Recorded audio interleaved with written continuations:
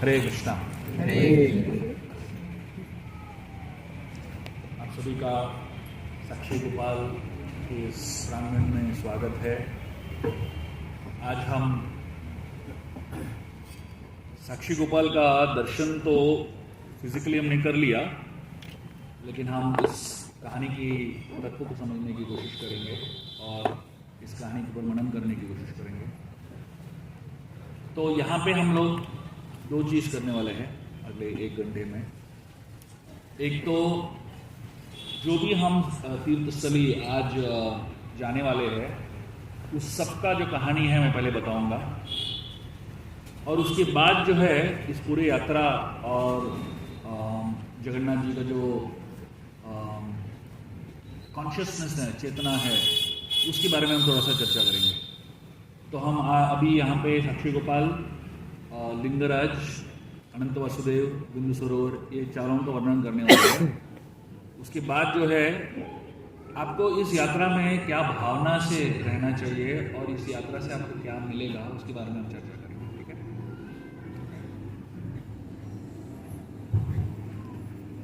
जहाँ पे हम हैं वो एक बहुत ही बड़ा ऐतिहासिक स्थल है, क्योंकि यहाँ पे एक ऐसा घटना हुआ जो शायद विश्व में पहली बार और शायद आखिरी बार ऐसा हुआ। और ये ऐसा एक स्थल है जहाँ पे श्रद्धा, विश्वास का जो चरम सीमा है उसके बारे में वर्णन आता है। साक्षी गोपाल की कहानी में संक्षेप में बताऊंगा, और उस कहानी से हम क्या सीख सकते हैं, समझ सकते हैं, उससे हम क्या, किस माध्यम से, किस सोच से हमको उस कहानी को ग्रहण करना चाहिए, उसके बारे में हम चर्चा करेंगे। एक बार एक ब्राह्मण था जो वृंदावन का तीर्थ यात्रा करने के लिए गया था। काफी बुजुर्ग ब्राह्मण था, और क्योंकि उस समय का तीर्थ यात्रा जो था वो आज की तीर्थ यात्रा से काफ़ी अलग है।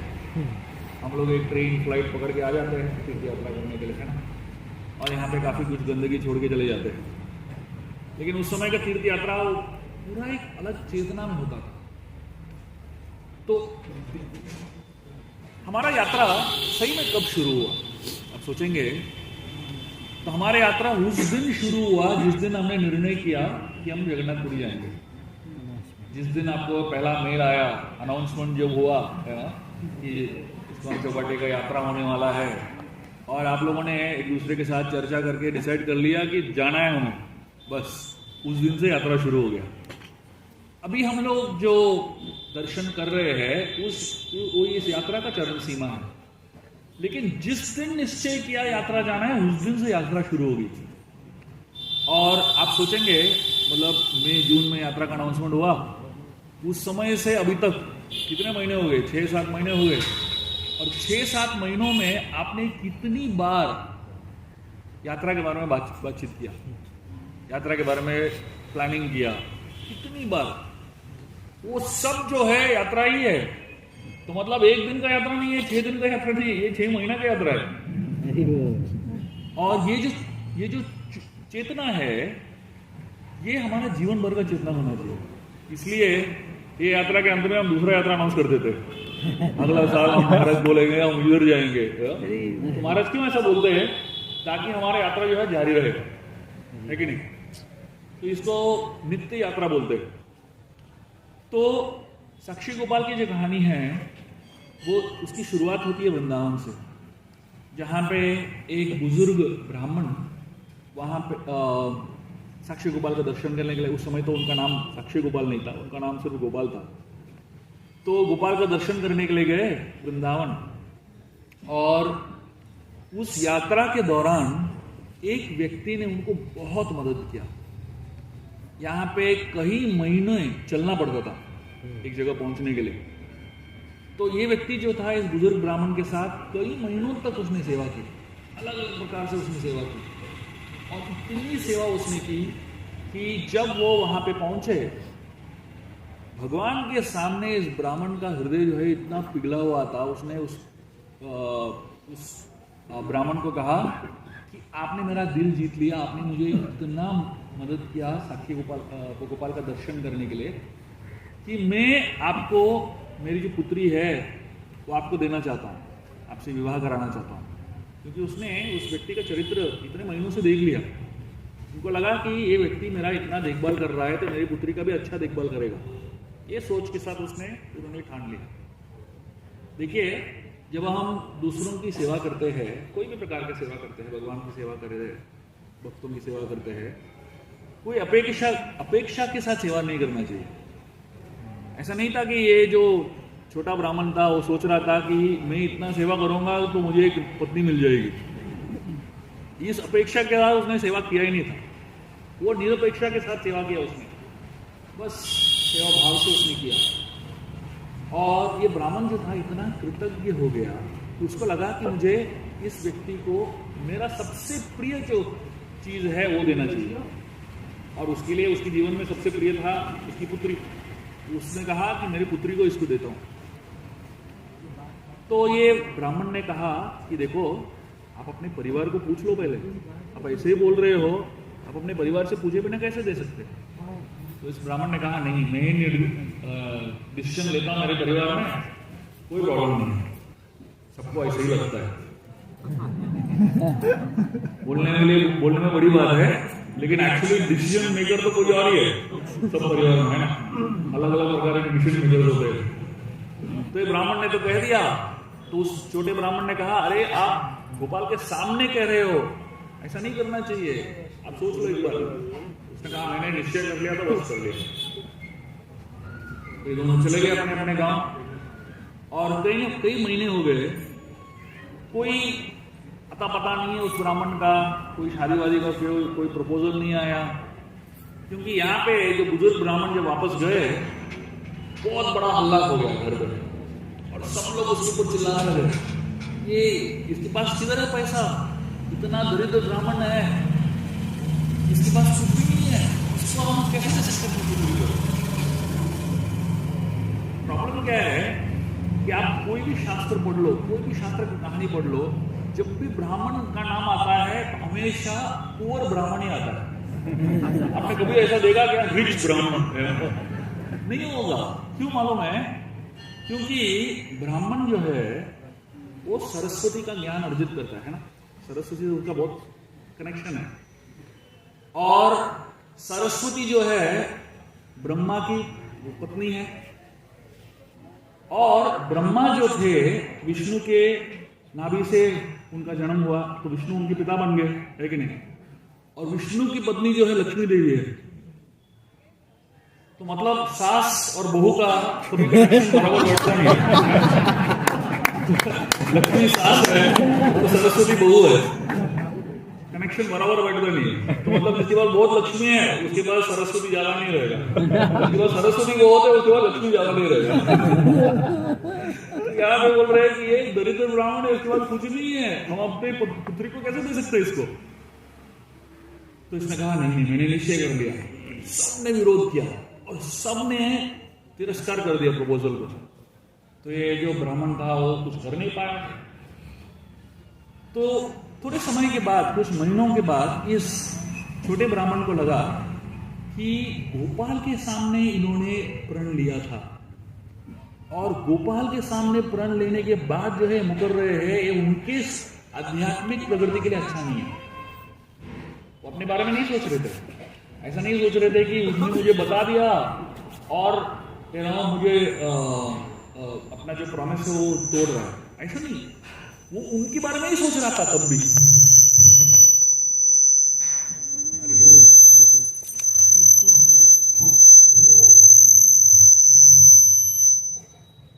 हरे कृष्ण।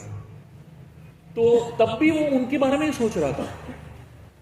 सेवा जो है एक निस्वार्थ भाव से जब करते हैं, हमेशा हम ये सोचते हैं कि दूसरों का फायदा कैसे करें, दूसरों की भलाई के बारे में कैसे सोचें। जब स्वार्थ भाव से हम सेवा करते हैं तो हमेशा सोचते हैं कि इस सेवा करने से मुझे मेवा क्या मिलेगा। जब भी हम सेवा से मेवा ढूंढते हैं तो वो सेवा नहीं रहता है, वो बिजनेस बन जाता है, ट्रांजैक्शन बन जाता है। तो यहाँ पे इस ब्राह्मण जो था वो बहुत ही निस्वार्थ भाव से वो गया वहां पे और उत्कल देश यहाँ पे पहुंच गया और उसने उस ब्राह्मण को कहा, देखो आपने प्रतिज्ञा ली है गोपाल के सामने तो आपको देना ही पड़ेगा। तो उस ब्राह्मण का पुत्र जो था वो कहने लगा, आप कुछ भी कर लो हम नहीं देंगे। तो उसने कहा, साक्षी गोपाल के सामने उसने प्रण लिया था।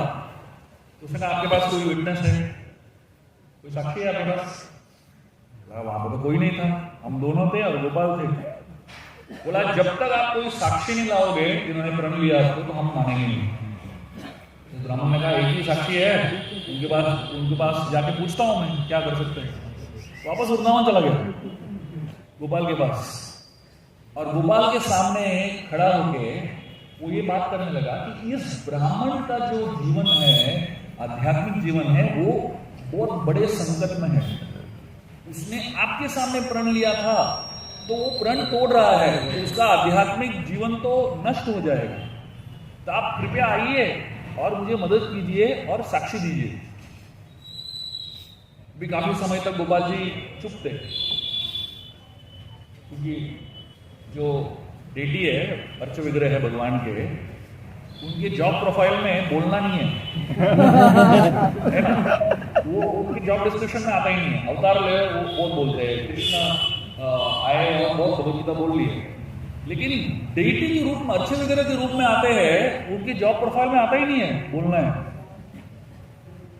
वो तोड़ के इनके साथ बातचीत करने लगे क्योंकि इनका जो हृदय था बहुत ही निष्पाप था और शुद्ध था और बहुत तीव्रता से बातचीत कर रहे थे भगवान से।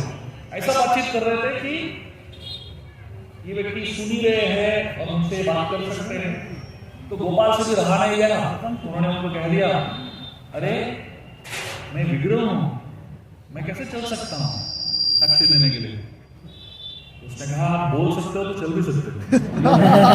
मैंने बोल लिया, पकड़े गए, तो आप लोग आप चल भी सकते हो। तो गोपाल के पास कोई ऑप्शन नहीं था, तो गोपाल ने कहा, ठीक है मैं चलता हूँ, लेकिन एक कंडीशन है। मेरा ये कंडीशन है कि आप आगे चलो, मैं आपके पीछे चलूंगा, लेकिन आपको मुड़ के नहीं देखना है। मतलब आप सोचिए ना, विग्रह को चलते हुए कोई देखेगा तो उसका जो शॉर्ट सर्किट हो जाएगा, मतलब फ्यूज हो जाएगा, समझ में नहीं आएगा कैसे रिएक्ट करना है। तो गोपाल ने कहा, मैं चलूंगा लेकिन आपको मुड़ के नहीं देखना है। उसने कहा, ठीक है, लेकिन मुझे कैसे पता चलेगा कि आप चल रहे हो? तो गोपाल ने कहा, एक आवाज आएगा, मेरे पायल का आवाज आएगा और उस आवाज से आपको समझ में आएगा कि मैं चल रहा हूँ पीछे।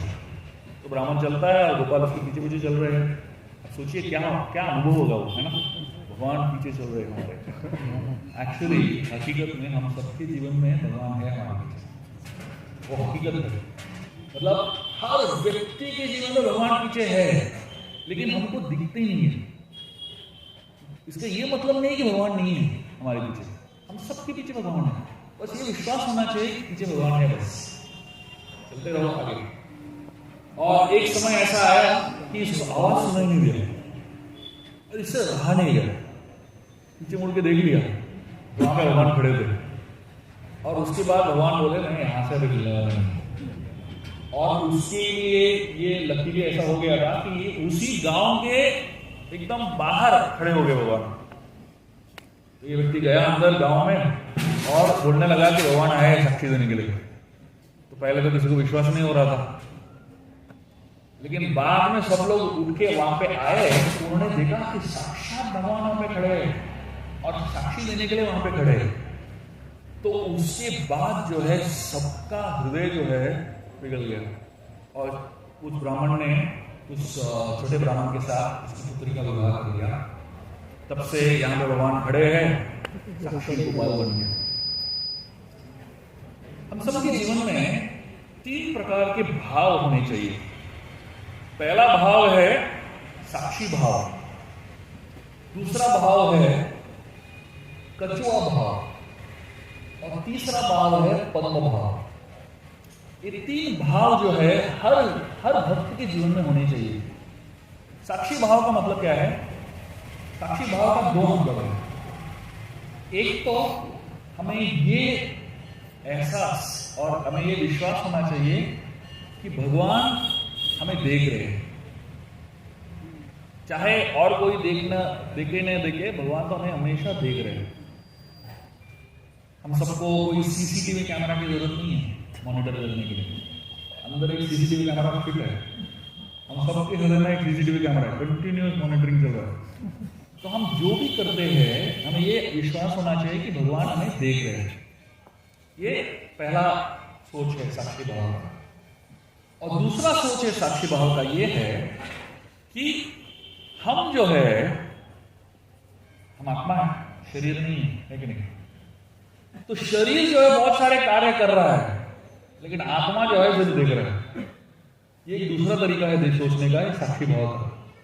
तो मतलब बाह्य रूप से हम बहुत कुछ कर रहे हैं, लेकिन अंदर से आत्मा जो है एक साक्षी है हमारे शरीर के नियंत्रण का, शरीर के काम का। तो मतलब हमें ये सोचना चाहिए कि हम बाह्य रूप से उभर कर, निकल कर अंदरूनी रूप से हम जीवन जिए। तो मतलब चाहे एक्सटर्नली कुछ भी क्यों ना हो, हम अनअफेक्टेड रहेंगे। जैसे कोई व्यक्ति भौतिक दुनिया में रहता है तो उसका कोई बड़ा लॉस हो जाता है, क्या होता है? हिल जाता है आदमी, है ना? मतलब बड़ा बिजनेस का लॉस हो गया, करोड़ों का नुकसान हो गया, तो आदमी बहुत हिल जाता है। और उल्टा करोड़ों का प्रॉफिट हो गया, मुनाफा हो गया, तो बहुत खुश हो जाता है कि नहीं? तो मतलब बाहर की सिचुएशन से अंदर का सिचुएशन में बहुत परिवर्तन होता है। जीवन तलमला बोलते हैं ना गोविंदा जी। तो मतलब हमारा जीवन जो है पूरा हिल जाता है बाहर के सिचुएशन से। लेकिन जो व्यक्ति साक्षी भाव में रहता है वो बाहर का सिचुएशन चाहे कितना भी बदलता रहे, अंदर स्थिर है, क्योंकि उसको मालूम है वो बस साक्षी है। बाहर का दुनिया चल रहा है, बदल रहा है, कुछ भी हो रहा है, लेकिन मैं अंदर से हिलूंगा नहीं, मैं बस देखूंगा। कुछ अच्छा हो रहा है, ज्यादा खुश नहीं होने का, कुछ नुकसान हो रहा है तो ज्यादा दुखी नहीं होने का, बस समभाव रहने का। तो इसको बोलते हैं साक्षी भाव। तो ये पहला भाव से हमें जीवन जीना चाहिए, वो साक्षी भाव। दूसरा भाव है कछुआ भाव। कछुआ भाव मतलब क्या? बहुत सारे मंदिरों में आपने देखा कि एंट्रेंस में कछुआ रहता है। तो ये मंदिर में पता नहीं है कि नहीं, किधर तो होगा। कछुआ क्या बताता है हमें? कछुआ बताता है कि इस मंदिर के प्रांगण में आपने पैर रख दिया तो आप कछुए की तरह अपने हाथ, पैर, आंख जो है सब खोल दो और पूरी तरह ऑब्जर्व करो मंदिर के प्रांगण के अंदर जो सुगंध है फूल का, जो दर्शन है नेत्र से, और जो कान से हम सुन सकते हैं श्रवण कीर्तन, और जो मुंह से हम लोग प्रसाद का ग्रहण कर सकते हैं, कीर्तन भगवान का नाम ले सकते हैं। कंप्लीटली अपने शरीर का संपूर्ण इस्तेमाल करो इस प्रांगण में। और वापस बाहर जाते वक्त कछुआ आपको रिमाइंड करता है अभी सब अंदर डाल लो, आंखों को अंदर डाल लो, हाथ पैर को अंदर डाल लो, फिर कानों को अंदर डाल लो। मतलब बाहर मंदिर के प्रांगण के बाहर जो है आपको नियंत्रण करना है, और मंदिर के प्रांगण के अंदर आपको पूरी संपूर्णता रहना है। लेकिन हमारा क्या है, हम उल्टा करते हैं। मंदिर के बाहर ऐसा लगता है कि घर में आए हुए, मंदिर के अंदर लगता है कि हम किधर आ गए, है ना? तो कछुआ भाव, इसके बारे में हमको मनन करना है। और तीसरा चीज है पद्म भाव। आप कोई भी मंदिर में जाओगे, खासकर विष्णु के मंदिर में, कोई भी मंदिर में जाओगे, हमेशा आपको पद्म का चिन्ह रहेगा। पद्म क्या हमें याद दिलाता है? पद्म हमें याद दिलाता है कि आप कमल फूल को देखे होंगे, कीचड़ में उगता है, लेकिन कीचड़ से उसका संपर्क बिल्कुल नहीं है। कीचड़ से उसके ऊपर कीचड़ लगता ही नहीं है, क्योंकि उसका जो लीव्स और फूल जो है बहुत ही वैक्सी कोटिंग है उसमें। कीचड़ में डाल दो सरक जाएगा। तो हमें ये याद रखना चाहिए पद्म भाव से कि हमें हमारा जीवन जो है इस तरीके से कमल की तरह जीवन जीना चाहिए। तो मतलब कीचड़ में है, भौतिक दुनिया में है तो कीचड़ में ये तो है, लेकिन कीचड़ से अनइफेक्टेड रहे। तो कोई भी हमें कीचड़ में खींचने की भी कोशिश करे, लेकिन हमें वो कीचड़ जो है हमारे जीवन में लगना नहीं चाहिए। तो इस 3 भाव के साथ आइए साक्षी गोपाल का हम प्रणाम करते हैं और जब हम दर्शन करेंगे यहाँ पे इस प्रांगण में रहेंगे तो ये 3 भाव को हम सोच के मनन करते हुए यहाँ पे हम लोग अपना समय बिताएंगे। यहाँ से हम लोग आगे जा रहे हैं। एक बहुत ही महत्वपूर्ण जगह है, इसका नाम है भुवनेश्वर। ये पूरा क्षेत्र वही है, लेकिन भुवनेश्वर का कहानी मैं आपको बताना चाहूँगा। भगवान शिव जी को आशुतोष कहा जाता है क्योंकि वो बहुत आसानी से प्रसन्न हो जाते हैं। बाकी देवताओं को, भगवान को भी प्रसन्न करना इतना आसान नहीं है, लेकिन शिव जी को प्रसन्न करना बहुत ही आसान है। इसलिए सारे राक्षस जो उनके पास चले जाते हैं। बहुत आसान है उनको प्रसन्न करना, और शिव जी को प्रसन्न करने लगते हैं और वो जो चाहे वो मांग लेते हैं। और शिव जी भी ऐसे राक्षसों को क्यों आशीर्वाद देते रहते हैं? क्योंकि उनको लगता है कि भाई जैसे कोई छोटा बच्चा होता है, बहुत ही जिद करता है, खिलौना चाहिए, ये चाहिए, वो चाहिए। माता पिता जो है एक हद के बाद दे देते उसको। क्यों? तो बहुत रोगा, कहने दो, बड़ा बन जाएगा तो ठीक हो जाएगा, खुश आ जाएगा उसको, है ना। तो शिव जी को भी लगता है कि ये लोग जो है बच्चे हैं, बहुत नादान है, कुछ भी मांग रहे हैं, दे दो अभी, बड़ा वो संभाल लेगा तो उसको ये सब जो इच्छाएं निकल जाएंगी। तो ये सोच के साथ शिव जी जो है सबको इच्छाएं पूर्ण करते रहते हैं। तो एक बार एक राजा था जो काशी का राजा था। तो बहुत बड़ा तपस्या किया उसने शिव जी को प्रसन्न करने के लिए। और शिव जी को प्रसन्न करने के बाद जब शिव जी उसके सामने प्रकट हुए, उसको पूछे कि क्या इच्छा है आपकी, तो उसने क्या मांगा? उसने मांगा कि मुझे भगवान कृष्ण को हराना है युद्ध में। अभी सोचिए, मांगा तो क्या मांगा? तो शिव जी सोच रहे थे कैसा मूर्ख है, कृष्ण को कौन हरा सकता है। तो शिव जी ने एनीवे उनको आश्वासन दिया था कि आप जो मांगेंगे दे देंगे। उनके पास अभी ऑप्शन नहीं था, तो उसने राजा को कह दिया आप जाके आक्रमण करो कृष्ण के ऊपर, मैं पीछे रहूंगा आपको मदद करने के लिए। तो ये राजा चला गया आक्रमण करने के लिए। बाद में पता चला कृष्ण काशी नहीं है, तो कुछ और काम के लिए काशी आए हुए थे। तो इसने पूरा सेना लेके कृष्ण के ऊपर आक्रमण कर लिया। तो कृष्ण ने जब देखा ये काशी का राजा जो है इतना विशाल सेना लेके आया हुआ है, कृष्ण ने अपने सुदर्शन चक्र धारण कर लिया। बताया जाता है कृष्ण जो है सुदर्शन चक्र दो उंगलियों में धारण करते हैं। ये तो छोटा उंगली है, इसके ऊपर धारण करते हैं कभी कभी। जब इसके ऊपर धारण करते हैं सुदर्शन चक्र को, तो सुदर्शन चक्र शांत रहता है। लेकिन ये उंगली पर धारण कर लिया सुदर्शन चक्र को, तो मतलब विनाश होने वाला है। तो जब कृष्ण ने सुदर्शन चक्र धारण कर लिया और छोड़ दिया, सुदर्शन चक्र ने पूरे उस काशी के राजा की सेना को कंप्लीटली ध्वंस कर दिया और काशी के राजा को ही मार दिया। और राजा को मारने के बाद सुदर्शन चक्र जो है अपना संपूर्ण कार्य समाप्त करके कृष्ण के पास आ रहा था, इतने में शिव जी ने आक्रमण कर लिया। शिव जी ने प्रण दिया हुआ था, तो उनको कुछ तो करना पड़ेगा। तो शिव जी आ गए कृष्ण से युद्ध करने के लिए, और इतना घमासान युद्ध चलने लगा। उन्होंने अपना पशुपत अस्त्र, जो सबसे शक्तिशाली अस्त्र है शिव जी का, वो उन्होंने छोड़ दिया। और बताया जाता है कि पशुपत अस्त्र और सुदर्शन चक्र दोनों एक ही जगह से उनका उत्पन्न हुआ था। पता नहीं आप लोगों को पता है कि नहीं, सूर्य के किरणों से दोनों का उत्पन्न हुआ था। विश्वकर्मा ने सूर्य की किरणों का इस्तेमाल करके शिव जी के लिए पशुपत अस्त्र बनाया और कृष्ण के लिए सुदर्शन चक्र बनाया। और पशुपत अस्त्र जब सुदर्शन चक्र के सामने आया, वो पूरा पशुपत अस्त्र पूरा ही विफल हो गया और सुदर्शन चक्र जो है शिव जी के पीछे लग गए उनको मारने के लिए। तो शिव जी भाग के आए और कृष्ण का उन्होंने शरण ले लिया। और कृष्ण और शिव जी के बीच में ना बहुत ही प्रेम का संबंध है, बहुत ही घनिष्ठ संबंध है। राक्षस बीच में आ जाते हैं गड़बड़ करने के लिए, नहीं तो उनका संबंध तो बहुत ही गहरा है और अच्छा है। तो जब शिव जी ने कृष्ण का शरण ले लिया, तो कृष्ण ने शिव जी को कह दिया चिंता मत करो, आपको कुछ चिंता करने की जरूरत नहीं है। लेकिन शिव जी को बहुत बुरा लग रहा कि मैंने क्या अपराध कर दिया, ये राक्षस के चक्कर में मैंने भगवान को ही अटैक कर दिया। तो शिव जी को लगा ये जो जगह है जहां पे मैंने कृष्ण के ऊपर आक्रमण किया वो मेरे लिए अच्छा नहीं है। कौन सा जगह है?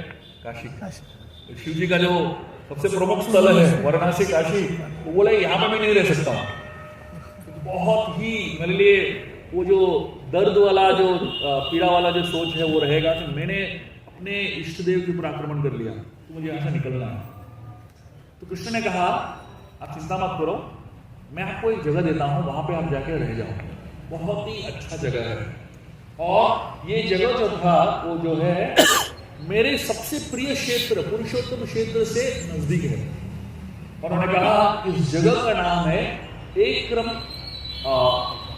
कानन। सो एकरम कानन मतलब क्या है? आम्र। आम्र मतलब क्या? आम का पेड़। एक आम्र मतलब एक आम का पेड़। तो ये ऐसा क्षेत्र है जहां पे बहुत सारे पेड़ हैं उस जंगल में, लेकिन एक ही आम का पेड़ है। तो कृष्ण ने उनको कहा वहां पे जाके आप रह जाओ, एक आम्र क्षेत्र, और मैं आपको वो क्षेत्र जो है आपको दे रहा हूं। इस जगह का नाम एकाम्र वन है, एकाम्र कानन भी है, और इसको अभी भुवनेश्वर भी बोलते हैं। और उन्होंने कहा कि उस क्षेत्र में आप रहोगे आप, और आपका नाम होगा भुवनेश्वर। भुवन, भुवन मतलब भुवन शब्द से आता है, भुवन ईश्वर मतलब पूरे जगत के जो ईश्वर है उसको भुवन ईश्वर बोलते हैं। तो उससे भुवनेश्वर बन गया। तो शिव जी को उन्होंने वो क्षेत्र ही दे दिया। तो कोई भी विष्णु क्षेत्र में आप जाओगे, विष्णु क्षेत्र के नजदीक में हमेशा शिव जी का निवास रहता है, और वो क्षेत्रपाल बनते हैं उस विष्णु क्षेत्र का रक्षण करने के लिए। तो भुवनेश्वर जो है जगन्नाथपुरी के नजदीक है। तो बताया जाता है कि शिव जी भुवनेश्वर से जगन्नाथपुरी का रक्षण करते हैं, वो क्षेत्रपाल है। तो शिव जी ने सोच लिया कि मुझे अभी पुरुषोत्तम क्षेत्र के पास में मुझे रहना है, और भगवान ने मुझे एक अच्छा स्थान दिया हुआ है। और वो बहुत ही खुश हो गए कि उनके स्थान से वो भगवान का दर्शन कर सकते हैं, जगन्नाथ का चक्र का दर्शन कर सकते हैं, जगन्नाथ का कोई भी दर्शन कर सकते हैं। तो तब जो है उन्होंने पार्वती देवी को कह दिया कि मैं एकाम्र वन में जाने वाला हूं।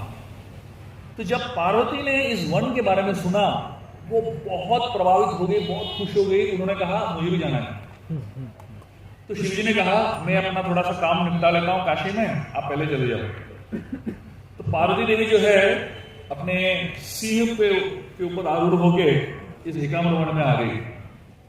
जब एकाम्र वन में आई, पार्वती देवी को इतना अच्छा लगा कि वो वन जो है उनको अपना ओरिजिनल निवास स्थान कैलाश से भी ज्यादा अच्छा लगा।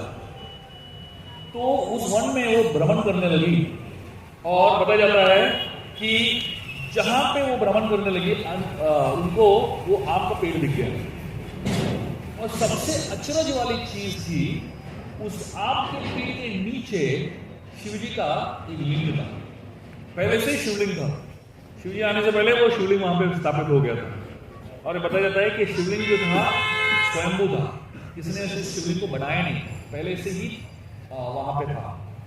और पार्वती देवी ने एक बहुत बड़ी अचरज वाली चीज देखी। उनके आंखों के सामने वहां पे एक नजदीक में एक तालाब था।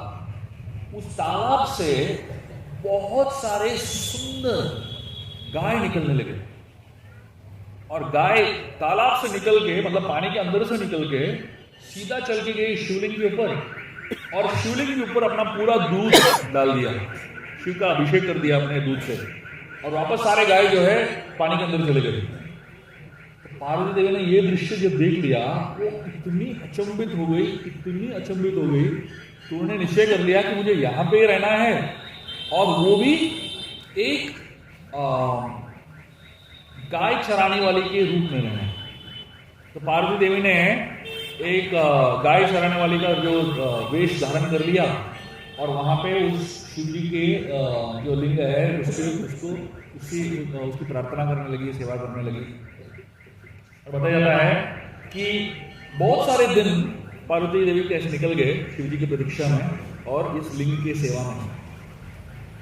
एक दिन पार्वती को लगा कि यहाँ पे कुछ तो अलग है, वातावरण बदल गया। बताया जाता है कि दो राक्षस थे, एक का नाम था कृति और दूसरा नाम था वास। तो ये दो राक्षस जो थे कृति और वास, ये दोनों उस क्षेत्र में आए और उन्होंने पार्वती को देख लिया। और जैसे ही पार्वती को देख लिया उनका मन मोहित हो गया। अब सोचिए पार्वती देवी कितनी सुंदर होगी, तो मतलब पूरे सृष्टि की जो माया शक्ति है वो पार्वती ही है। तो इस पार्वती देवी को देख के इनका होश उड़ गया और दोनों आगे उनके पास, पार्वती देवी के पास, कहने लगे हमें आपसे शादी करना है, भाई आपसे विवाह करना है, अब में से एक को चुन लो। तो पार्वती देवी इनको देख के उनको गुस्सा भी नहीं आया, वो बहुत ही डिस्गस्ट हो गई उनसे और वहां से अदृश्य हो गई। अदृश्य होके एक जगह पे बैठी हुई थी, बहुत ही उदास थी। उस समय एक छोटा सा लड़का उनके पास आ गया और ये छोटा लड़का कोई और नहीं था, ये शिवजी ही थे। एक छोटे बच्चे के रूप में आ गए पार्वती के पास और उससे बात करने लगे। और पार्वती देवी ने उस बच्चे को कह दिया कि उसकी समस्या क्या है। तो बच्चे ने, शिवजी ने पार्वती को कहा आप चिंता मत करो, ये दो राक्षस जो है ये बहुत ही तुच्छ है आपके सामने। मैं आपको एक ही चीज बता रहा हूं जो आपको मदद करेगा इन राक्षसों को संहार करने के लिए। तो उन्होंने कहा इन दोनों राक्षसों को ब्रह्मा का वरदान मिला है। सारे राक्षसों को कोई ना कोई वरदान मिला हुआ है। तो ये दोनों राक्षसों को ब्रह्मा का वरदान मिला हुआ है कि इनको कोई अस्त्र शस्त्र से मार नहीं सकते। तो बस ये क्लू है, अभी आप सोच लो कैसे करना है। तो बच्चा निकल गया।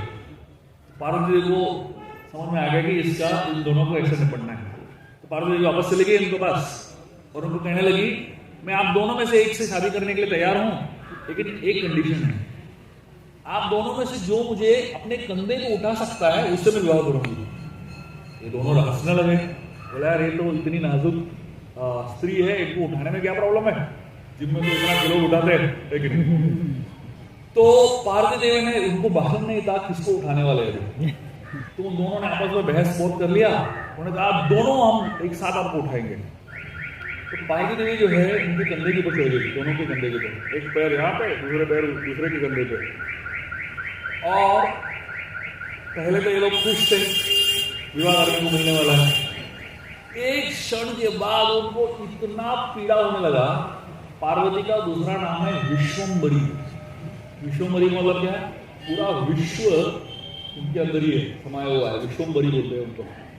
तो इतना वजन हो गया पार्वती का, ऐसा लग रहा था कि पूरे पृथ्वी को उठा लिया। और दोनों जो है जमीन के अंदर ढस गए, दोनों राक्षस, और वही तो उनका देहांत हो गया। और जब पार्वती देवी इतने गुस्से में थी और इन दोनों को मार दिया असुर को, तो उस समय उनको बहुत प्यास लग रहा था।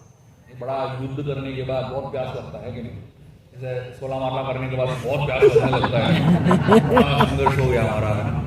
पार्वती देवी को का इतना बड़ा संघर्ष के बाद जो है वो बहुत ही उनको प्यास लगने लगा, और इतना प्यास लगा कि वो उसका कोई सीमा ही नहीं है।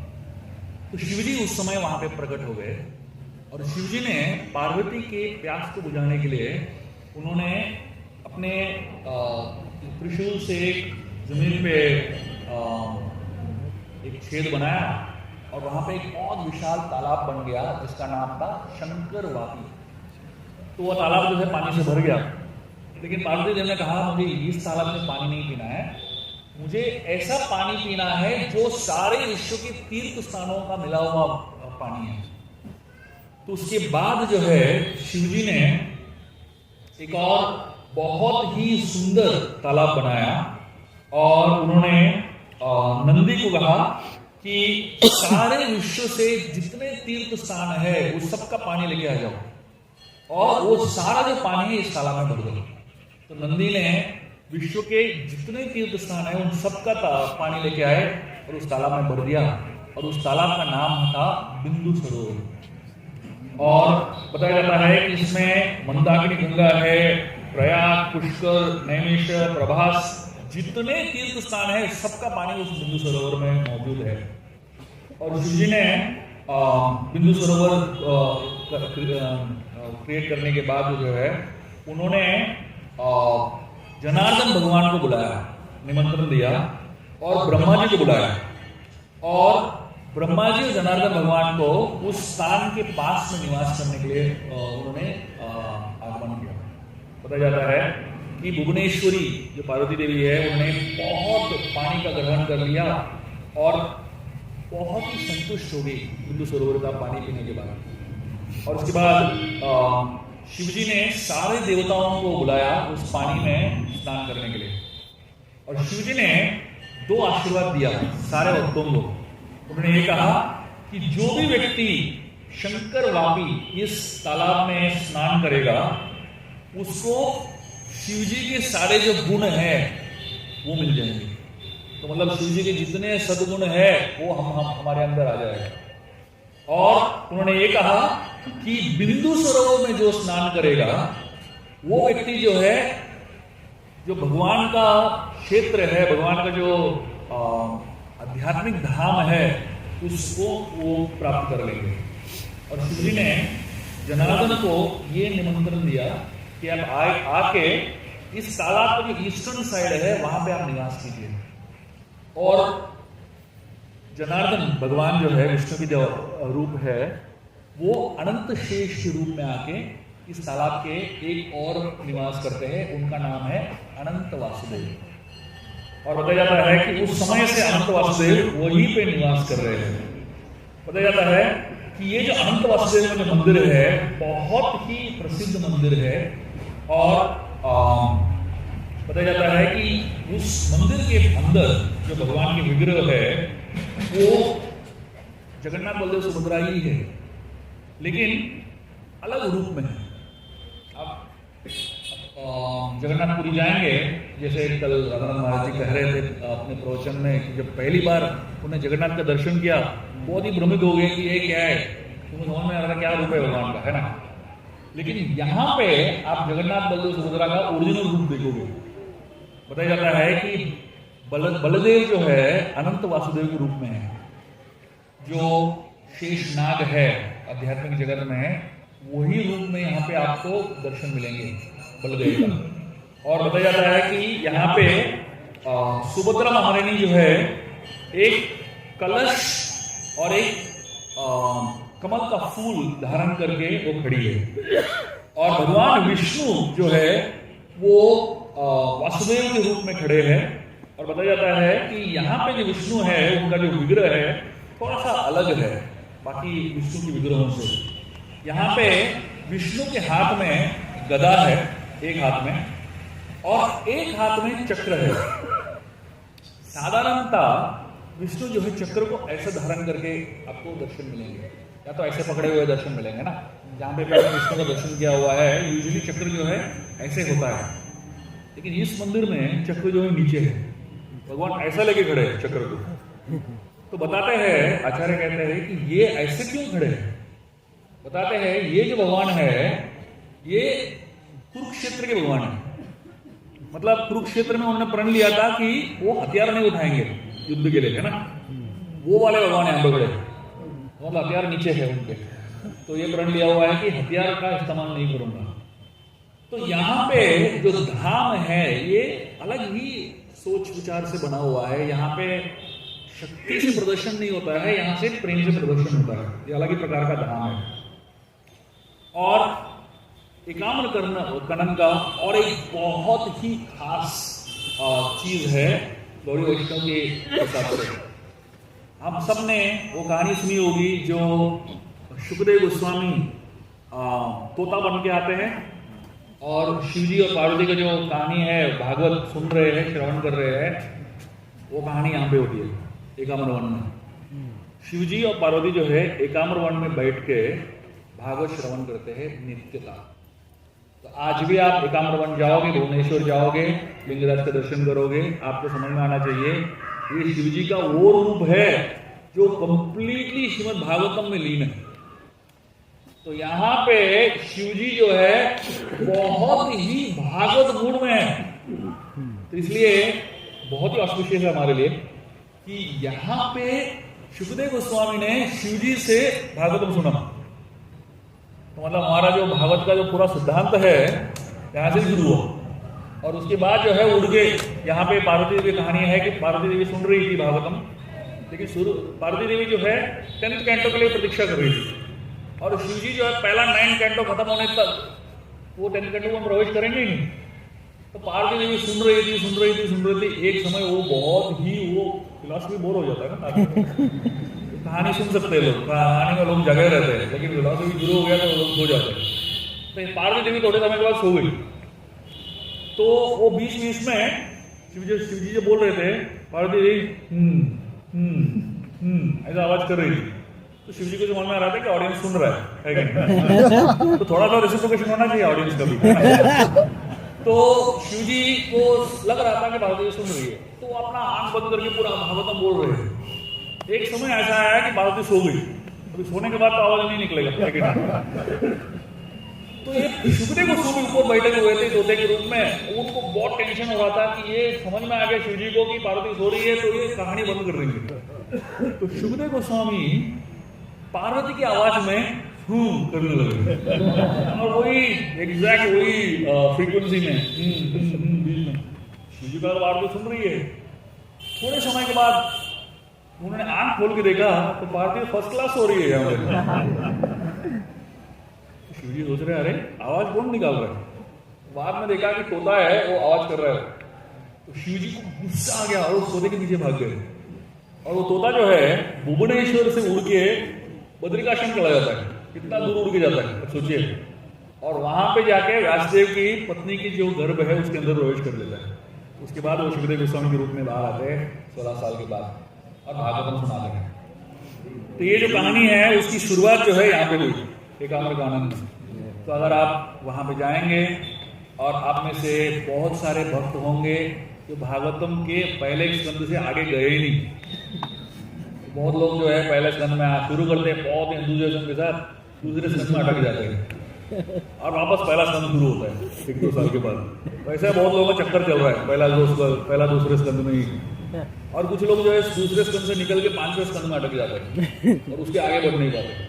और कुछ लोग जो है कैसे तो 5वें स्कंद से उठ के 9वें स्कंद तक पहुंच गए, उसके आगे जा नहीं पाते।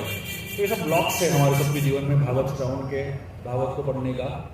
ये जगह है बहुत ही महत्वपूर्ण जगह है बड़े वैष्णवों के लिए, और खासकर उन वैष्णवों के लिए जो भागवत के प्रति रुचि प्राप्त करना चाहते हैं।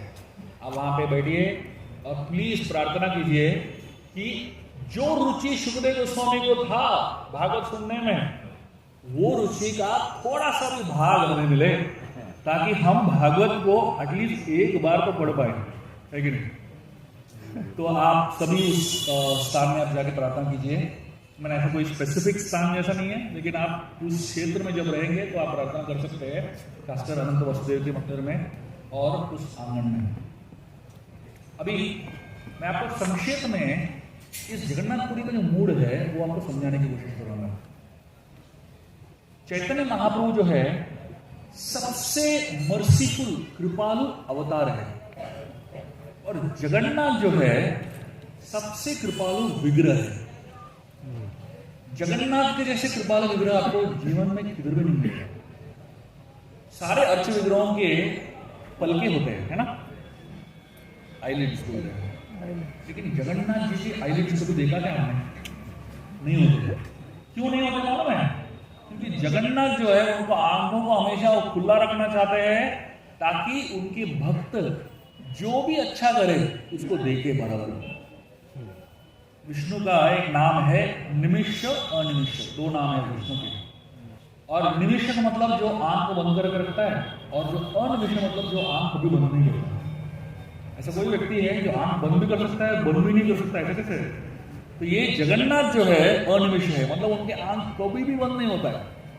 आप जाओगे रात को 12 बजे तक खुले हैं, रात सुबह 3-4 बजे जाओगे वो भी खुला है, और बीच में भी जाओगे वो तब भी खुला रहता है, सोते ही नहीं है। लेकिन जब भक्त गलती करते हैं, थोड़ा सा टूटी करते हैं, गलती करते हैं, तो आंख बंद कर देते हैं, वो रंगनाथ बन जाता है। रंगनाथ में जाओगे श्रीरंगों में आंख बंद ही रहता है उनका, सोते रहते हैं। तो वो रंगनाथ वो फॉर्म है भगवान का जो भक्तों की गलतियों को माफ कर देते हैं, तुरंत देखते नहीं है, नजरअंदाज कर देते हैं। और जगन्नाथ वो रूप है भगवान का जो अपने भक्तों की सेवा को इतना तीव्रता से देखते हैं कि आंख बंद नहीं होता है। तो महाप्रभु जो है इस जगन्नाथ क्षेत्र में 18 साल रहे, पूरी क्षेत्र में 18 साल रहे। और बताया जाता है कि महाप्रभु का जो पूरा जीवन जो था इस तरीके से जीवन उन्होंने उन्होंने व्यतीत किया हुआ था। बताया जाता है कि पहले वो नवद्वीप में थे। Navadwip is the starting of Krishna consciousness. जो हरे कृष्ण आंदोलन शुरू किया उसका शुरुआत जो है नवद्वीप में है। और उसके बाद जो है साउथ इंडिया जाते हैं और साउथ इंडिया में प्रचार करते हैं, spreading the holy names, spreading the glories of the lord. और उसके बाद प्रयाग और वाराणसी में समय बिताते हैं, वहां पे स्ट्रक्चर देते हैं मूवमेंट को। सनातन गोस्वामी और रूप गोस्वामी के साथ बैठ के इतना डिटेल में स्ट्रक्चर देते हैं इस पूरे आंदोलन को। और उसके बाद जो है पुरी में हमारे आंदोलन को सॉलिडिफाई करते हैं, सॉलिडिफाइंग इन पुरी। और उसके बाद पुरी के अंदर और एक क्षेत्र है जिसका नाम है गंभीरा। वहां पे भगवान जो है पूरा सेवन करते हैं, मतलब पूरा उस जो हरे कृष्ण महामंत्र का आनंद है वो उस गंभीरा के अंदर लुटते हैं। तो ये 5 स्टेज है महाप्रभु के जीवन का। तो हम लास्ट 2 स्टेजेस में आए हुए हैं। जो जगन्नाथ क्षेत्र है, पूरा पुरुषोत्तम क्षेत्र जो है, ये लास्ट 2 स्टेजेस है, सॉलिडिफाइंग एंड सेवरिंग। तो हम सब लोग जो है भक्ति में आए हुए हैं और थोड़ा बहुत प्रचार कर रहे हैं, जहां पे भी हम लोग अलग अलग क्षेत्र में प्रचार कर रहे हैं और एक स्ट्रक्चर के साथ प्रचार करने की कोशिश कर रहे हैं। एक स्ट्रक्चर पे बनाया हुआ इस्कॉन में, है ना। लेकिन यहाँ पे जब आते हैं भक्तों के संग में, इसको सॉलिडिफाई करने के लिए आते हैं। हमारा जो भक्ति है इसको सॉलिडिफाई करने के लिए और भक्ति के अंदर जो रस है उसका आस्वादन करने के लिए यहाँ पे आते हैं। बताया जाता है कि महाप्रभु जो थे, इस रस को आस्वादन करने के लिए उन्होंने क्या किया। बताया जाता है इस रस को आस्वादन करने का 4 स्टेजेस है। जब हम जगन्नाथपुरी में आते हैं, ये 4 चीजें हमको करना ही पड़ता है। पहला चीज है जिसको हम कहते हैं तीर्थ यात्रा। तीर्थ यात्रा का मतलब क्या है? तीर्थ यात्रा मतलब साधु संग। तीर्थ स्थान जो है वो साधु संग के वजह से ही तीर्थ स्थान बनता है। ऐसा नहीं कि कोई भी तीर्थ स्थान में चले जाओ और वहां पे कोई भी साधु नहीं है, वो तीर्थ स्थान बन गया, ऐसा हो ही नहीं सकता। तीर्थ यात्रा मतलब साधु संग। महाप्रभु पुरी में 2 कारण की वजह से यहां पर रहे। बाह्य रूप था, बाह्य कारण था और एक अंदरूनी कारण था। सबसे महत्वपूर्ण बाह्य कारण क्या था मालूम है? पूरे साउथ इंडिया गए प्रचार करने के लिए, लेकिन उनको लगा अरे जगन्नाथपुरी में तो पूरा देश आता है, एक जगह में बैठूंगा तो 100% मैं कवर कर पाऊंगा, है कि नहीं। मतलब प्रचार करना है तो भी थोड़ा सोच समझ के दिमाग लगा के प्रचार करना चाहिए, है ना। तो महाप्रभु एक ऐसा जगह पर बैठ गए जहां पे पूरा दुनिया आ रहा है, तो मतलब उनको जाने की जरूरत नहीं है, पूरा दुनिया उनके पास आ रहा है, तो इसलिए पुरी में बैठे हुए। तो पुरी में एक दिन रथ यात्रा का एक दिन तकरीबन आप पूरे भारत को आप कवर कर सकते हो हरिनाम से, लिटरली। अभी भी आज भी ऐसे ही है ना। पूरा भारत जो है रथ यात्रा के दिन टीवी लगा के बैठता है, अगर यहाँ पे नहीं आया तो भी। तो मतलब उस दिन जहां पे हुआ प्रचार जो हुआ पुरी में, वो पूरा दुनिया में फैल सकता है और वो पूरा दुनिया जो है हरे कृष्ण मंत्र सुन सकता है। इसलिए महाप्रभु पुरी में बैठ गए। ऑफकोर्स उनकी माता ने भी कहा था उनको यहाँ पर बैठने के लिए, वो अलग कारण था। और लेकिन सबसे महत्वपूर्ण अंदरूनी कारण था, यहाँ पे राधा का जो प्रेम है उसको महसूस करने के लिए यहाँ पे आया। हर क्षेत्र का एक महत्व है। वृंदावन का महत्व, वृंदावन को माधुर्य धाम कहते हैं, it's a place of sweetness. इतना मधुर है वृंदावन में। नवद्वीप को औदार्य धाम कहते हैं, वहां पे कितना कृपा है। नवद्वीप धाम में जाके आप सो गए, रात भर सोए, आपको दंडवत करने का जो फायदा है वो मिल जाता है। मतलब 8 घंटा सो गया आदमी तो मतलब 8 घंटा दंडवत मर रहा है, वो फायदा मिलता है, सोचिए ना। तो इसलिए बहुत लोग जो है वहां पे सेटल हो जाते हैं परमानेंटली सोने के लिए, बस सोते रहो और फायदा मिल गया दंडवत मरने का। पूरी जो है इसको विरह क्षेत्र बोलते हैं। विरह क्षेत्र मतलब यहाँ पे कृष्ण जो है राधा से विरह के मूड में है, भाव में है। तो जगन्नाथ क्या है? जगन्नाथ कृष्ण है जो राधा की विरह में है। और चैतन्य महाप्रभु क्या है? चैतन्य महाप्रभु जो है राधा है जो कृष्ण की विरह में है। और रथ यात्रा क्या है? दोनों जो इतने विरह में एक साथ आ जाते हैं तो क्या एक्सप्लोजन होगा, सोचो। जगन्नाथ कृष्ण है जो राधा के विरह में बहुत ही तीव्रता है, और चैतन्य महाप्रभु राधा है जो कृष्ण के विरह में, और रथ यात्रा जो है ऐसा दो पूरे विरह में रहने वाले लोग साथ में आ जाते हैं तो बहुत बड़ा धमाका हो जाता है। वो है रथ यात्रा। It's an explosion of bliss, it's an explosion of spiritual emotions. तो रथ यात्रा में तो पहला चीज जो मैंने कहा था वो साधु संग है। तो तीर्थ यात्रा साधु संग का मतलब क्या है? चैतन्य महाप्रभु जब सारे जो बंगाल के वैष्णव है साथ में आ जाते, 200 बंगाल के वैष्णव साथ में आ गए महाप्रभु के साथ। तो जब सारे बंगाल के वैष्णव महाप्रभु के पास आते हैं तो महाप्रभु हर वैष्णव का गुणगान करते हैं, और इस तरीके से गुणगान करते हैं कि उनको लग रहा है कि उनकी 5 मुंह है। वो वासुदेव दत्त को देखते हैं और कहते हैं, वासुदेव दत्त ने मुझे अपने कृपा अनुकंपा से खरीद लिया। तो कहते हैं वो इतने कृपालु है, इतने दयालु है कि उन्होंने मुझे खरीद लिया और वो मुझे मार्केट में बेच सकते हैं। अब सोचिए, महाप्रभु किसी को ऐसा गुणगान करते हैं तो वो व्यक्ति को कितना मतलब हृदय को टच करेगा, है ना। वक्रेश्वर पंडित को देखते हैं, बोलते हैं आप एक पंख के समान हो। पक्षी का 2 पंख होता है ना। वक्रेश्वर पंडित को बोलते हैं कि आप एक पंख के समान हो, मुझे आपके जैसा और एक पंख मिल जाएगा तो मैं उड़ सकता हूं आसमान में। क्या गुणगान है, मतलब क्या लेवल अप्रिशिएशन का, है ना। तो मतलब साधु संग मतलब एक दूसरे को गुणगान करना, ये सबसे महत्वपूर्ण चीज है साधु संग में। एक दूसरे को अप्रिशिएट करना और एक दूसरे से आध्यात्मिक जीवन में आगे कैसे बढ़ना है उसको समझना, ये साधु संग है। सो spiritual ecstasy, it is not possible without appreciating one another, and spiritual ecstasy is not possible without awakening spiritual emotions. तो हम लोग सब साथ में क्यों आते हैं?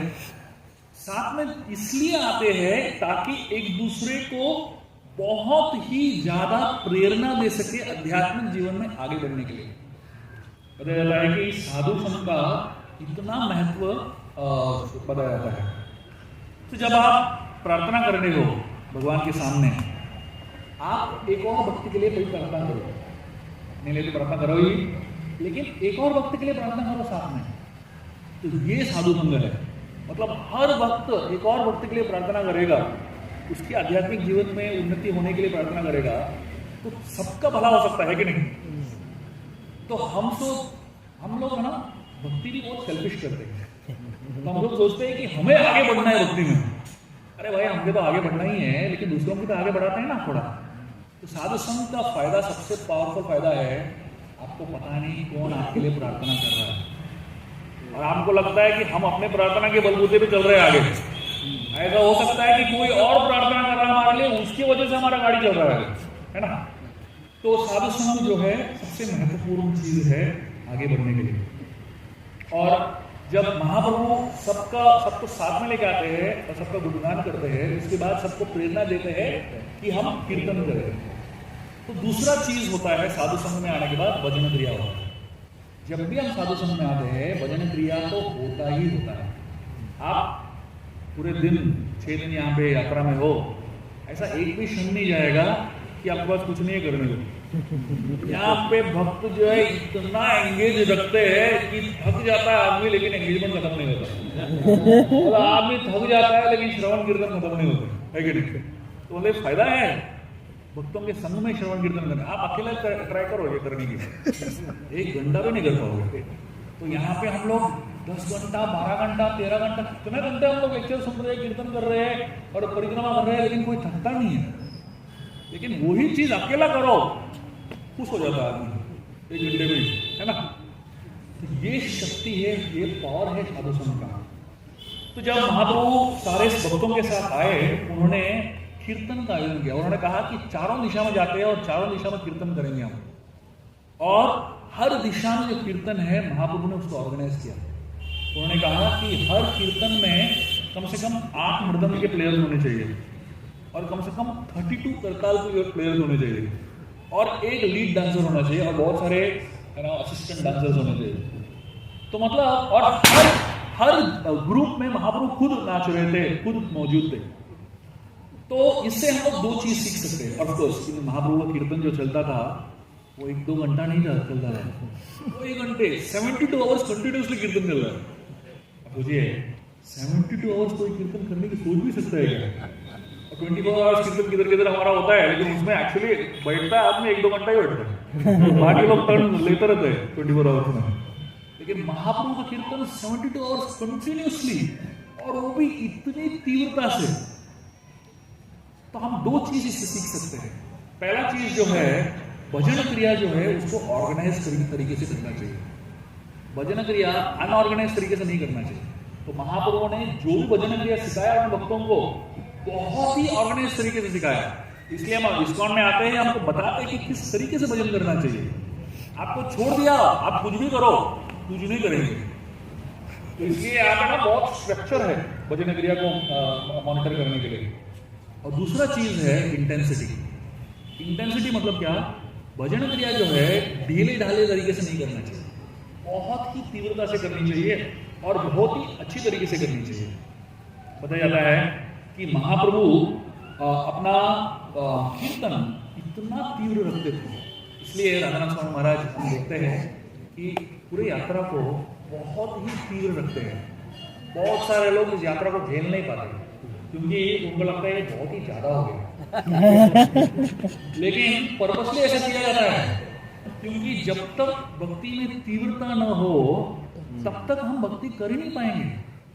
और सारे धाम जो है इसी तरीके से बनाया गया है कि तीव्र होगा एक्सपीरियंस। जगन्नाथपुरी का दर्शन करने के लिए गए, कैसा लगा? मजा आया? वाट लग गया सबका, है कि नहीं? और इतना हालत खराब हो गया लोगों का दर्शन करते करते। वो 1 क्षण 2 क्षण का दर्शन होता है। ऐसा दर्शन क्यों होता है मालूम है? ऐसा दर्शन क्यों होता है मालूम है? क्योंकि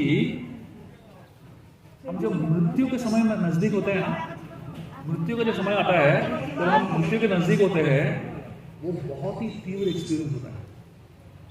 और इतना तीव्रता का एक्सपीरियंस होता है, सब पूरा आजू बाजू में केओस है। कोई ट्यूब लगा रहा है, कोई ये कर रहा है, कोई वो कर रहा है।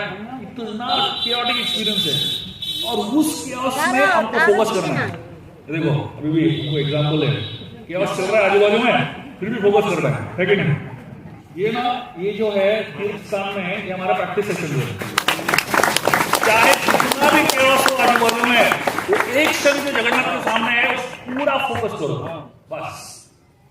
केओस तो चलता रहेगा लेकिन फोकस भी चलता रहना चाहिए। इसीलिए हमारा यात्रा जो है ऐसा होता है, सब केओस है आजू बाजू में, पूरा केओस है, कोई कंट्रोल नहीं है, फिर भी कोशिश कर रहे हैं कि फोकस करें।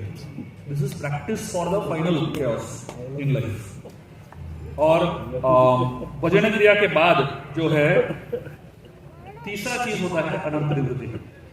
इसको हम गुंडीचा मार्जन बोलते हैं। गुंडीचा मार्जन क्या है? अनंत निवृत्ति। तो जब भजन करते हैं तो अनर्थ निकलने लगते हैं, गंदगी निकलने लगता है। उस गंदगी को निकालना, हम सबके जीवन में 2 प्रकार की गंदगी है, 2 प्रकार के अनर्थ है। एक है ग्रॉस अनर्थ और दूसरा है सटल अनर्थ। ग्रॉस मतलब क्या? कुछ ऐसे बुरी आदतें हैं जो हमसे छूटती नहीं है। और सटल अनर्थ मतलब क्या? ऐसे जो बुरी आदत है जो दिखता नहीं है। तो जो दिखता है उसको छोड़ना आसान है। जब हम यहाँ पे इस क्षेत्र में रहेंगे, मैं आप सभी से अनुरोध करूंगा कि आप सभी लोग, खासकर जब भगवान के सामने जाएंगे, आप ये प्रार्थना कीजिए, आप सोच लीजिए आपके जीवन में कौन सा वो ग्रॉस अनर्थ है जिससे आप स्ट्रगल कर रहे हो। चाहे वो आलस क्यों ना हो, चाहे वो कोई हैबिट क्यों ना हो, कोई भी जो ग्रॉस चीजें जिससे आप बहुत ही स्ट्रगल कर रहे हो, आप ये प्रार्थना करो भगवान से कि वो जो ग्रॉस बैड हैबिट है उसको छोड़ दो। और उसके साथ साथ हमारा एक सटल बैड हैबिट होता है, जैसे दूसरों की गलतियां निकालना, दूसरों की निंदा करना या दूसरों की पीठ के पीछे बात करना, ये सब सटल बैड हैबिट्स होते हैं। तो हम सभी को ये प्रार्थना करना चाहिए यहाँ पे, अनंत निवृत्ति तभी होगा कि हमारा एटलीस्ट एक ग्रॉस बैड हैबिट और एक सटल बैड हैबिट को छोड़ दें। तो अब आइए हम सभी लोग अनंत वासुदेव के मंदिर में जब जाएंगे, भगवान से प्रार्थना करते हैं कि कृपया हमें एक ये ग्रॉस बैड हैबिट और एक ये सटल बैड हैबिट को छोड़ने में मदद कीजिए। अब वो आप कौन सा है वो आप डिसाइड कर लीजिए। तो ये हो गया हमारा अनर्थ निवृत्ति। जब भजन साधु संग, भजन क्रिया और अनर्थ निवृत्ति होता है, उसके बाद आता है रथ यात्रा, बेड़ा कीर्तन, पहले सॉरी साधु तीर्थ यात्रा, बेड़ा कीर्तन, गुंडीचा मार्जन, उसके बाद रथ यात्रा होता है। जब हम पहला 3 चीज करेंगे तब एक दिन ऐसा होगा कि हम रथ यात्रा का सही अनुभव कर पाएंगे। तब तक हम रथ यात्रा में आएंगे, भाग लेंगे, लेकिन अनुभव कुछ नहीं होगा। तो जब हम यहाँ पे आ रहे हैं पुरुषोत्तम क्षेत्र में, तो कृपया हमें ये प्रोसेस जो है फॉलो करने की सोचनी चाहिए, ठाननी चाहिए, और इस प्रोसेस में बहुत रुचि है। भगवान जो है ब्लिस की पर्सोनिफिकेशन है। तो हम यहाँ पे जब आते हैं तो जो ब्लिस है वो महसूस करने की कोशिश करते हैं। ब्लिस हमें महसूस नहीं हो पाता है क्योंकि हम पहला 3 चीज नहीं कर पाते। तो आइए हम पहला 3 चीज बहुत ही तीव्रता से करने की कोशिश करेंगे ताकि हमें वो ब्लिस जो है वो हमें मिल सके। आखिर में मैं एक छोटा सा चीज बताना चाहूंगा जो आपको बहुत खुश करेगा, और ये है ब्लिस जो हरे कृष्ण महामंत्र के बारे में है। मैंने हाल ही में 2 बहुत ही सुंदर टिप्पणी सुनी हरे कृष्ण महामंत्र के बारे में। जब आप कल हरे कृष्ण महामंत्र करने वाले हो, जपा करने वाले हो, इन दोनों चीजों को थोड़ा सा मनन करके आप करेंगे तो आपको बहुत आनंद आएगा। तैयार है सुनने के लिए? एक है भक्तिविनोद ठाकुर का कमेंट्री है हरे कृष्ण महामंत्र के बारे में। भक्तिविनोद ठाकुर बताते हैं हरे कृष्ण महामंत्र में 2 चीजें हैं, संभोग है और विप्रलंब भी है। संभोग मतलब क्या? Love in union. विप्रलंब मतलब लव इन सेपरेशन। तो जब आप हरे कृष्ण महामंत्र देखोगे, हरे कृष्ण, राधा कृष्ण साथ में है, ये हो गया संभोग। हरे हरे कृष्ण कृष्ण मतलब राधा कृष्ण सेपरेट हो गए तो विप्रलंब हो गया। तो मतलब वही हरे कृष्ण महामंत्र में संभोग का भी एहसास हो जाएगा और विप्रलंब का भी एहसास हो जाएगा। तो जब आप हरे कृष्ण महामंत्र कर रहे हो तो आप सोच सकते हो अभी राधा कृष्ण साथ में आ रहे हैं, हरे कृष्ण कृष्ण, उसके बाद कृष्ण कृष्ण हरे हरे, राधा कृष्ण दूर हो गए, और उसके बाद हरे राम राम राम हरे हरे, तो वापस साथ में आ रहे, वापस दूर हो गए। तो ये मनन के साथ आप करोगे तो आपको एक अलग ही अनुभव होगा हरे कृष्ण महामंत्र का। और एक बहुत ही सुंदर टिप्पणी है, एक नामामृत ब्रह्मचारी करके है, वो ये टिप्पणी लिखते हैं, बहुत ही सुंदर टिप्पणी है। वो बोलते हैं कि हरे कृष्ण महामंत्र जो है ना, ये राधा कृष्ण के बीच में जो संवाद हो रहा है, बातचीत हो रहा है, एक प्राइवेट डिस्कशन है जिसमें हम भागीदार हैं। क्या है प्राइवेट डिस्कशन राधा कृष्ण के बीच में? राधा और कृष्ण जब मिलते हैं एक दूसरे के साथ और जब बिछड़ने ही वाले हैं तो एक दूसरे का नाम बहुत ज्यादा लेते हैं। तो जब जो 2 प्रेमी हैं साथ में रहते हैं तो बहुत सारी चीज बात करते हैं, लेकिन जब बिछड़ते हैं एक दूसरे का नाम बहुत लेते हैं। तो यहाँ पे राधा कृष्ण साथ में थे काफी समय, तो जा रहे थे तो राधा कृष्ण एक दूसरे का नाम ले रहे हैं। राधा कभी कभी कृष्ण को बहुत ही प्रेम से कभी कभी राम बोल देती है। राम मतलब क्या? The one who gives you bliss, जो आपको बहुत ही आनंद देता है वो है राम। तो कृष्ण, राधा के लिए कृष्ण जो है राम है, उनके राम है बेसिकली। तो ये सोचिए, ये कन्वर्सेशन है राधा कृष्ण के बीच में, जस्ट जाने ही वाले हैं। कृष्ण कह रहे हैं हरे हरे, राधा का नाम है, तो राधा कह रही है कृष्ण, कृष्ण वापस कह रहे हैं हरे, राधा कह रही है कृष्ण, कृष्ण कह रहे हैं हरे हरे, राधा कह रही है कृष्ण कृष्ण, कृष्ण कह रहे हैं हरे, राधा कह रही है राम, कृष्ण कह रहे हैं हरे, राधा कह रहे हैं राम, कृष्ण कह रहे हैं हरे हरे, राधा कह रही है राम राम। हरे